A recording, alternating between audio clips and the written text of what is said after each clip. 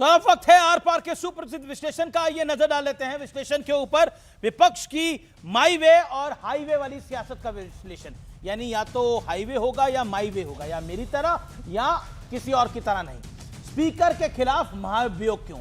Speaker Om Birla ने सदन में नियम के तहत चर्चा के लिए कहा, संसद के भीतर पेपर उछालने और टेबल पर चढ़ने पर एक एक्शन लिया, संसद में मर्यादित व्यवहार की अपील करी और कहा नियम कानून की हिसाब से सब कुछ चले। अब चीफ इलेक्शन कमिश्नर के खिलाफ महाभियोग क्यों? नियम कानून के तहत चुनाव आयुक्त एसआईआर करवा रहे हैं। सुप्रीम कोर्ट ने भी नई रोक लगाई है, कोई भी अवैध वोट ना डाल सके, इसके लिए कड़े कदम उठाए जा रहे हैं, इसलिए उनके खिलाफ भी महाभियोग। जस्टिस स्वामीनाथन के खिलाफ महाभियोग क्यों? मद्रास हाईकोर्ट में जज जस्टिस जीआर स्वामीनाथन ने दीपम मामले में मेरिट के आधार पर हिंदू पक्ष में दलील मानी, नियम कानून के दायरे में हिंदू पक्ष को पहाड़ी के ऊपर दिया जलाने की मंजूरी दी। समूचा विपक्ष एकत्रित हो गया। इस मामले में स्वामीनाथन जी के महाभियोग पे दस्तखत किए गए। ये अपने आप में बहुत बड़ा मामला था। सोचिए, सेकुलर कहते हैं और सेकुलरिज्म के नाम पर क्या करते हैं ये लोग।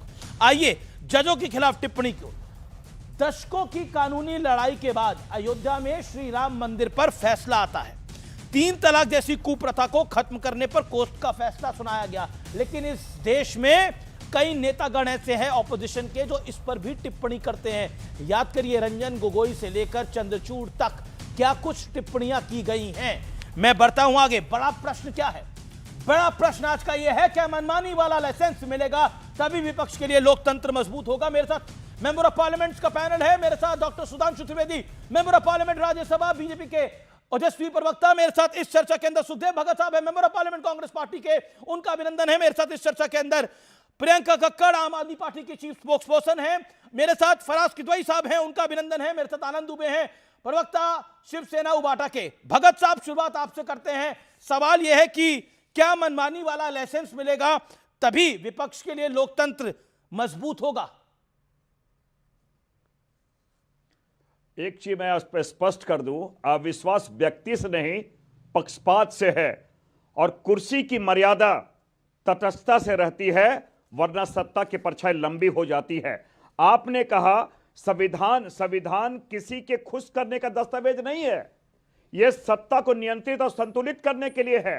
हमारे जब राष्ट्रपति के अभिभाषण में हमारे लीडर ऑफ अपोजिशन जी अगर वो राष्ट्रीय सुरक्षा या फिर विदेश नीति के बारे जो एक प्रकाशित दस्तावेज को कोट करना चाहे, आपने उन्हें अनुमति नहीं दी, तो क्या सदन की मर्यादा या सदन की गरिमा प्रश्न पूछने से होता है, प्रश्न रोकने से नहीं होता है? और ये मैं जरूर आपको कहना चाहूंगा, इसके पहले भी अगर हमारा ये स्पीकर का जो पद होता है, जो सदन है, वो संविधान का होता है, सत्ता पक्ष का नहीं होता है।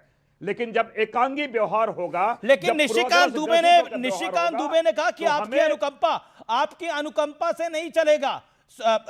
चुन कर आए हैं स्पीकर को, एनडीए ने चुना है, आपकी अनुकंपा नहीं है स्पीकर पे। सदन किसी के अनुकंपा से नहीं चलती है, सदन संविधान से चलती है, और संविधान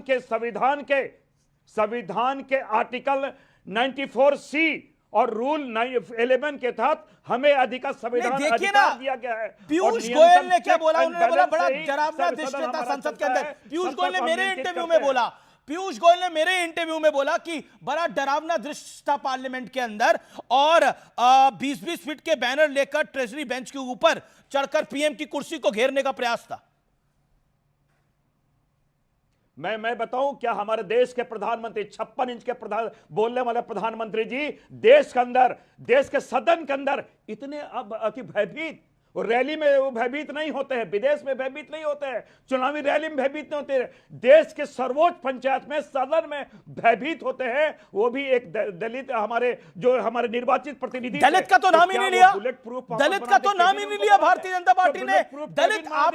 आपने दलित एमपी का नाम क्यों लिया? यानी आपके मन में कुछ था जो आप आगे लेके आना चाहते थे? मैंने इसलिए कहा, आपने बोला, अभी बोला आपने, यू जस्ट सेड दैट। आपका रवैया ये होता है कि आप उन्हें या तो उन्हें अछूत मानते हैं, वो सदन अगर वो जा रहे तो उनसे दूरी आप बना लिए, अब सदन में नहीं आते हैं, अब तो रणछोड़ दास मोदी बन जाते हैं वहां पे। क्यों नहीं आए सदन में? सदन की गरिमा, सदन के जो जीवंतता प्रश्नों से होता है, प्रश्नों को बाधित करने से नहीं होता है। और एक चीज बता दे, लीडर ऑफ ऑपोजिशन कोई मूक दर्शक या मूक श्रोता नहीं होते हैं, बिल्कुल नहीं है, लेकिन रूल्स को फॉलो करना पड़ेंगे। डॉक्टर सुधांशु त्रिवेदी मेरे साथ हैं। Okay, I will give you enough time sir. आपने अपनी बात को 2.5-3 मिनट रखा। डॉक्टर सुधांशु त्रिवेदी, मेरा सीधा सवाल है, राहुल गांधी कह रहे हैं कि सवाल ही नहीं उठता कि हमारे संसद में पीएम पर हमला करने वाले थे कोई। ऐसा है तो आप एफआईआर करिए, गिरफ्तारी करिए। देखिए, मुझे लगता है इस तरह का वक्तव्य देना ही उनकी अबोध मानसिकता का परिचायक है। सदन के अंदर हुई किसी घटना के ऊपर चूंकि बोले गए किसी वक्तव्य या अन्य चीजों को एक कॉन्स्टिट्यूशनल इम्यूनिटी प्राप्त है, अर्थात संसद भवन के अंदर अगर सभा पटल के ऊपर कुछ भी बोला गया है तो उस पर कानूनी कार्रवाई नहीं हो सकती। इसीलिए तो राहुल गांधी जी वो मुद्दा उठा रहे थे नरवणे जी की उस किताब का जो छपी नहीं है, क्योंकि उनको पता है कि यह लीगली है ही नहीं, और उन्हें यह भी पता है कि सेना अध्यक्ष और रक्षा मंत्री और प्रधानमंत्री के बीच का कोई भी कार्य ऑफिशियल सीक्रेट एक्ट और आर्मी एक्ट से गवर्न होता है। 1954 का आर्मी एक्ट है, 1923 का ऑफिशियल सीक्रेट एक्ट है। मैं चैलेंज करके कहता हूं, क्या किसी सेना अध्यक्ष और प्रधानमंत्री रक्षा मंत्री के बीच का संवाद बोल सकते? नहीं, उन्हें पता नहीं बोल सकते, इसीलिए बाहर नहीं बोला, सदन के पटल में बोलना चाहते हैं। यह होता है कि सदन के पटल का दुरुपयोग करें। तो यह बात सही है जो ये कह रहे हैं ना कि प्रधानमंत्री के लिए खतरा। बदतमीजी ये लोग कुछ भी कर सकते थे, क्योंकि जिस प्रकार का अमर्यादित, अभद्र और अशिष्ट आचरण निशिकांत दुबे बीजेपी एमपी ने न्यूज 18 से बातचीत में बोला है वो धक्का दे सकते थे, कपड़े फाड़ सकते थे। हाँ, वही मैंने कहा ना, कोई भी सीन क्रिएट करने की पूरी संभावना रह सकती थी। क्योंकि मैं एक और भी बात कह दूं महोदय, आप सुखदेव जी सुन लीजिए। देखिए, ये अपनी जगह से बैठ के शाउटिंग करें वो चल सकता है, उनका आप नारेबाजी करें, वेल में आ जाएं, वहां तक चलता है, पर सब लोग अपने अपने क्षेत्र में रहते हैं। मगर आप इतना बड़ा बैनर लेके आए और बैनर लेके उसको अपनी महिला सांसदों के द्वारा बढ़ते हुए ट्रेजरी बेंचेस की तरफ बढ़े। मैं पूछना चाहता हूं कि इस बात का आइडिया कांग्रेस को कहां से लगा? शाहीन बाग से या गाजा से? क्योंकि वहां यही ओके, सुखदेव भगत कि महिलाओं को आगे करो और उनके हाथ में बैनर होता था और उसके बाद आगे बढ़ना शुरू कर दो, उनको ढाल की तरह प्रयोग करते हुए। तो मुझे लगता है तो सुखदेव भगत, राहुल गांधी बार-बार कह रहे हैं, राहुल गांधी ने आज अपनी स्टेटमेंट में बोला कि उनके सांसद कोई भी किताब दिखा रहे हैं, कुछ भी बोल रहे हैं सदन के अंदर, हमें नहीं बोलने दिया जा रहा।